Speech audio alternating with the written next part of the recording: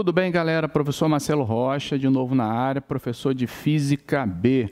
Vamos continuar com a resolução das questões da apostila. Agora, a gente vai falar sobre a questão seguinte, que é a nossa questão 4. Na aula anterior, a gente resolveu a questão 3, da página 400, seção praticando. Agora, dando continuidade, a gente vai resolver a nossa questãozinha 4. Por que eu peguei a questão 4 diferentemente da questão 3, galera? Porque na questão 3 a gente trabalhou com uma imagem invertida. Agora, na questão 4, a gente vai trabalhar com uma imagem direita, para a gente aprender a trabalhar adequadamente com esses dois tipos de imagem.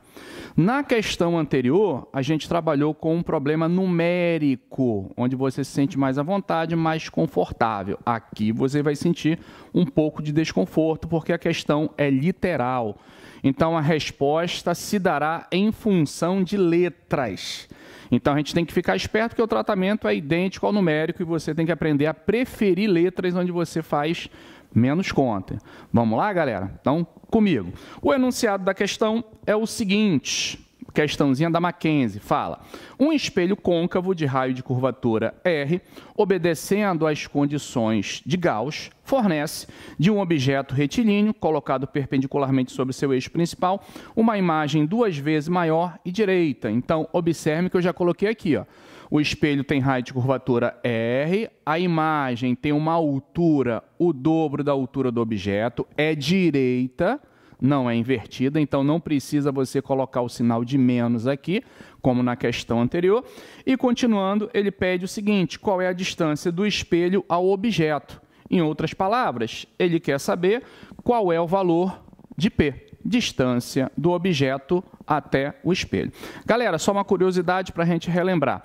Quando ele fala espelho gaussiano, ele quer dizer, de novo, um espelho que atende às condições de Gauss, que a gente não vai falar aqui, está na sua apostilinha. Mas as condições de Gauss visam fazer com que o espelho esférico produza uma imagem o mais nítida possível, algo bem próximo da produção de uma imagem por um espelho plano. Então, as condições gaussianas, elas forçam o espelho côncavo ou convexo a se comportar de maneira semelhante a um espelho plano, para que a imagem produzida tenha uma nitidez razoável na hora de você observar essa imagem, beleza? Então, vamos lá, galera. Isso aqui foi dado e o nosso objetivo é encontrar o P. Foi? Bom, então vamos lá. Equação do aumento linear transversal, que a gente comentou rapidamente na questão anterior. Esse aumento linear transversal, ele relaciona a altura da imagem com a altura do objeto ou, de maneira semelhante, a distância da imagem ao espelho com a distância do objeto ao espelho. Por isso que a gente falou na questão anterior que são diretamente proporcionais. Então, por exemplo, se a imagem é 3 vezes maior que o objeto, significa que ela está 3 vezes mais longe do espelho. Se o objeto é 2 vezes maior que a imagem, significa que ele está 2 vezes mais longe do espelho que a imagem. Então, nós podemos usar I sobre O, que é a mesma coisa que usar menos P' sobre P, e esse menos, não se preocupem, é da fórmula, é só para atender a convenção de Gauss. Você sabe que a altura da imagem é o dobro da altura do objeto, então no lugar do I eu coloco 2O, mantenho O, mantenho P' e mantenho P. Simplifico O com O, cruzo e você vai obter a nossa primeira equação de um futuro sistema, P' igual a menos 2P. Beleza?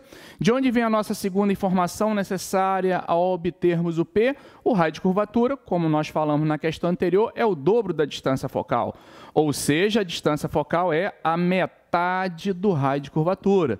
Tudo isso para a gente se preparar para lá na frente já usar a equação de Gauss, já que a resposta do P tem que ser em função de R. Então, onde tiver F na nossa equação de Gauss, eu já vou substituir por R sobre 2, beleza?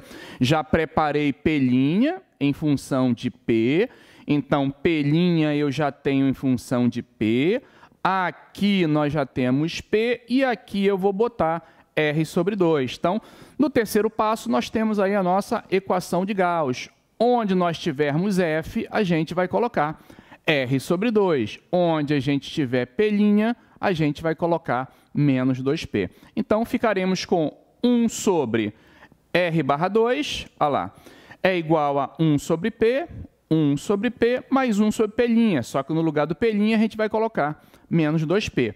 Lembrando que mais com menos é menos.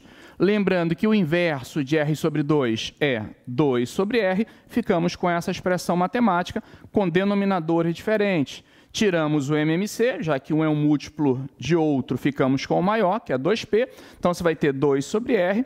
Aqui embaixo, 2P. 2P dividido por P vai dar 2. 2 vezes 1, 2. 2P dividido por 2P vai dar 1. E aí, 1 vezes 1, 1.